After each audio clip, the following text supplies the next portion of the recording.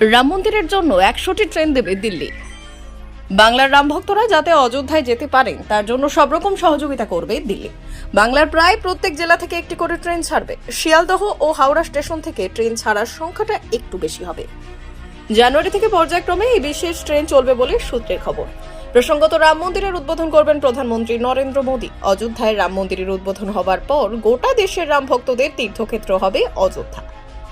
এই জন্য দরকার পড়বে বাড়তি ট্রেন। রাম ভক্তদের যাতে অযোধ্যা যাওয়ার বিষয়ে খামতি না থাকে তার জন্য একাধিক ব্যবস্থা নিচ্ছে দিল্লি।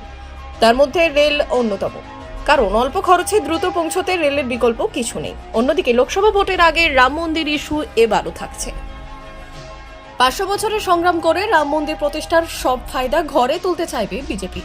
আর জানুয়ারি থেকে বাংলায় রাম মন্দিরকে ইস্যু করতে আসরে নামতে পারে বিজেপির সোশ্যাল মিডিয়া টিম।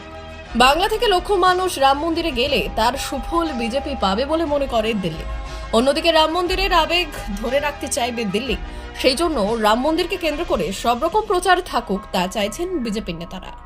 সূত্রের খবর, দলের কার্যকারিণী বৈঠকে রাম মন্দির ইস্যু সমানভাবে প্রাধান্য পেয়েছে। বাংলায় যাতে হিন্দুত্বের ঝড় চলতে থাকে তার জন্য বিজেপি নেতা প্রচারে থাকবে।